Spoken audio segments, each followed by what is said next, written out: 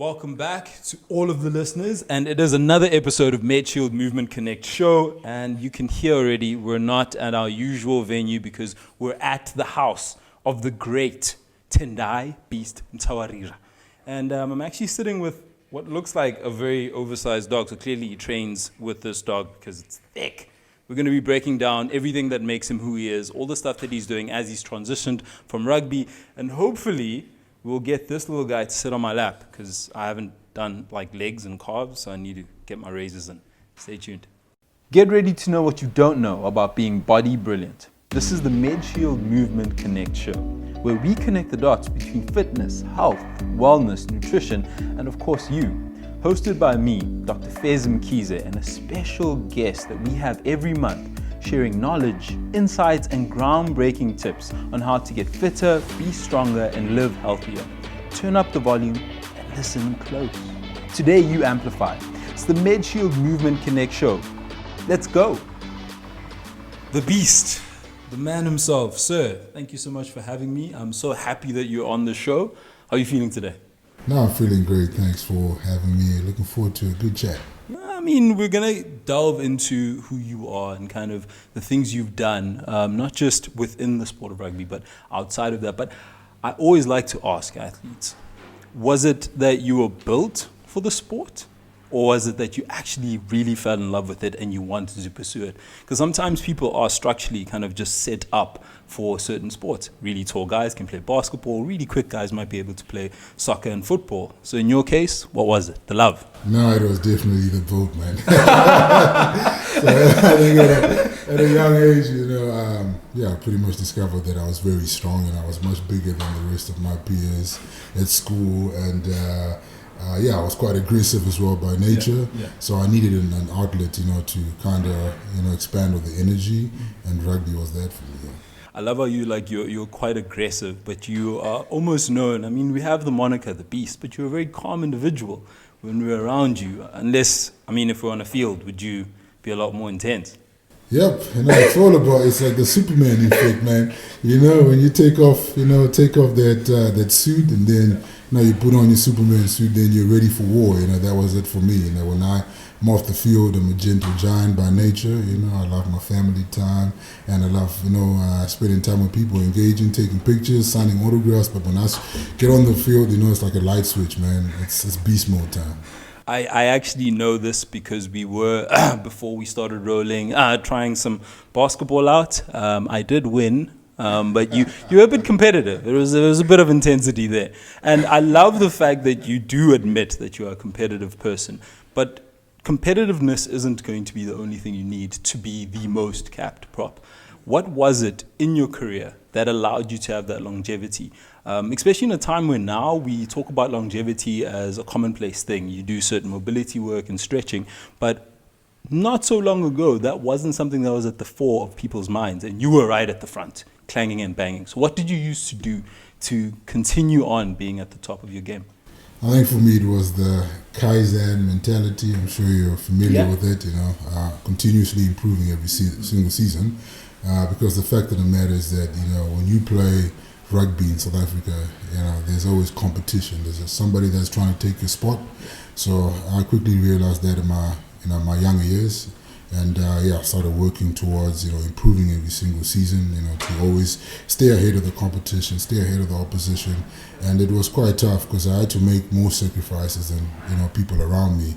And that's what kind of kept me at the top, just staying disciplined, staying hungry, and always writing down my goals, knowing exactly what I want to achieve every specific year. So, that kept me going, kept me motivated. Before I knew it, I played 100 test matches for South Africa, which is pretty remarkable, yeah.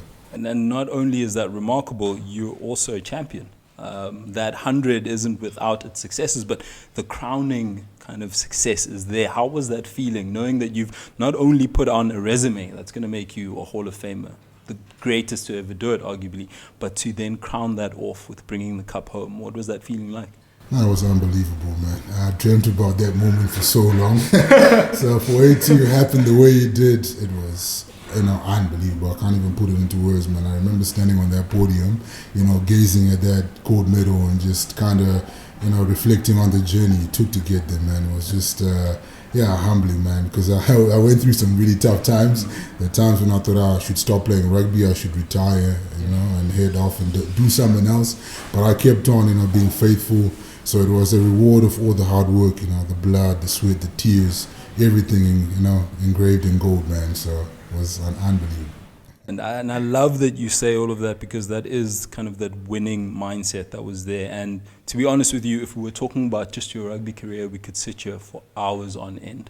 But there is that pivot that you've made, and you decided, okay, I've done all of this. I've achieved so much. From a bronze 2015, gold now, capped it, perfect career. I'm going to pivot and transition into life after this game in terms of playing for the Springboks. What was your mindset, and how has life changed in terms of the structure when you wake up, the workout routine?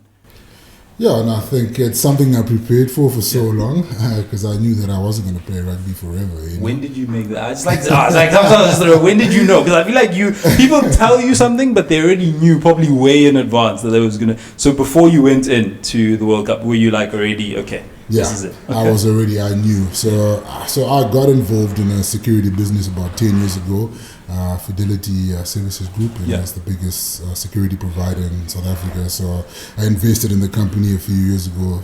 Thankfully, ex-rugby player, Val Barton, the founder and CEO of this company, kind of took me under his wing and became my mentor, and then he taught me the right things, from the onset, that I have to prepare for the next chapter well, because rugby's not going to last forever. So I invested myself in that business, spent time when I wasn't on the field in the business. So when last year came, when the World Cup came, I knew exactly this was my last chapter.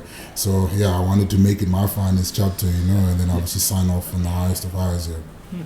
And I love that it is kind of capped with that. But now, the man after kind of that career, who's still somebody who is very competitive, very focused, clearly has a lot more life to live. What does your day look like? Because you are running that company, you have your foundation that does such incredible work to try uplift kids and kind of get things from the grassroots to be able to keep feeding into the rugby and just youths in general. What does your day look like? How's it structured? Yeah, so right now I'm running a security company that's under Fidelity. It's a subsidiary. It's called Umlindi Security. And I've been tasked with the role of CEO, CEO, man, of growing this business.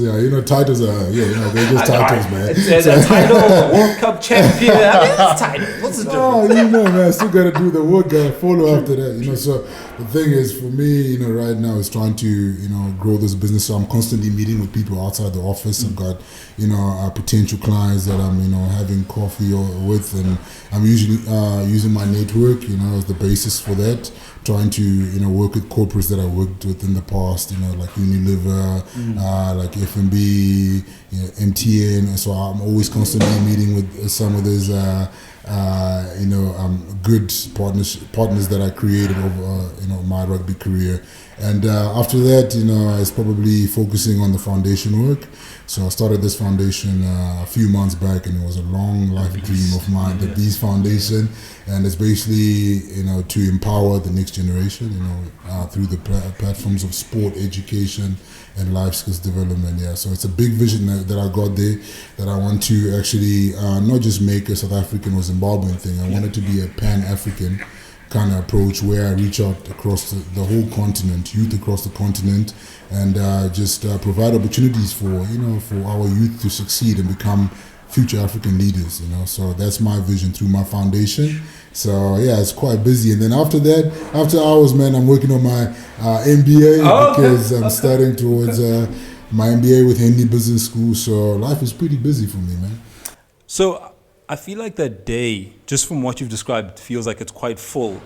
But you don't look like you've missed a step in terms of just the physique. Where do you fit working out? I mean, the mental wellness, the physical wellness, where does that take place in such a busy schedule? Now, for me, it's crucial to have that part of my my life in check, because when I'm physically in good shape, I find that I produce mentally, I just kind of work much better. So I always make time, usually in the evenings before I study. I head out to the gym, for a nice weightlifting session, and then during the week I try to play a game of basketball, pick up game with some boys, to get the cardio going. So that kind of has kept me in shape, and it's something I'm gonna do on a continuous basis just to stay in good shape. I feel like you're almost building the blueprint for so many athletes who are still playing and showing them that there is kind of that life after all of it. For me, I would be remiss if I didn't ask you, the one memory that you have in your entire professional career, what's the one thing that stands in the front of your mind and you were like, okay, whatever happens, that's going to be my one crowning moment in my head? Geez, I think if I had to look down my whole career journey, there were some pivotal moments. I guess probably one thing that sticks out that really kind of helped me to step up to the next stage, elevate me to the next level was my conditioning coach, a guy called Mark Steele, back in 2010. He set me down at the time, I was at the height of success. I just become a Springbok. I had achieved a hell of a lot, and I was quite young, 23, 24 years old, just kind of living life and enjoying it. And I kind of let the success, kind of get to me, and I started cutting corners and, doing things that I wouldn't usually do. So he kind of set me down, and, man, he told me straight up that, dude, if you carry on this path, you're probably going to become a Springbok for the next 2 years, and after that you'll be discarded out of the team, and nobody's going to remember your name. So if you want to become a Springbok, a great Springbok, you're going to have to work on yourself, better yourself, physically. And at the time I picked up I think 15 kgs, so I was carrying some extra weight on the field. So I needed somebody to check me, to kind of check me, and then it set me up straight. And then I never looked back since that moment. I took those words on my journey, to heart, and I promise you, that moment was like a turning point for me. And then from there, I never looked back, man. So if I had to look at everything, at the whole journey, I'll be grateful for that one moment, or that one specific moment. Yeah. And I mean, just listening to you, I can already tell that you're a man who's measured, who's thoughtful, and I can kind of connect those dots, because that's what we do here at Medshield Movement Connect. We connect the dots for people at home who might not have had the background of being able to kind of go and train as a professional athlete, but just how you can succeed in life. But this is a part that I always have to have in the show. He has a very pronounced beard, kind of similar to an NBA player who's regarded as a great, but I always ask this. You're from Zimza, you know a bit of Shona? What's GOAT, greatest of all time in Shona? Mbuzi. Okay. Mbuzi. 3, across all disciplines, across all sports, your 3 greatest of all time athletes. First one. I'm going to shock you with this. First one would be LeBron James. I'm sorry, it must be the humidity here, because, okay, questionable, we'll put an asterisk on that, we'll get back to that. Second one. Second one will be Usain Bolt. I agree with you fully there. Third one? Third one will be Tiger Woods. Okay, fair enough. One issue I have there.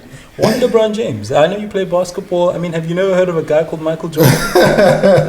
I know exactly who Michael Jordan is. I know of his reputation. I know how good he was. So you don't want to change your mind? No, okay. Never. Because one thing that separates LeBron from every other basketball player that has played before him is his longevity. Look at him, year 17, winning another championship.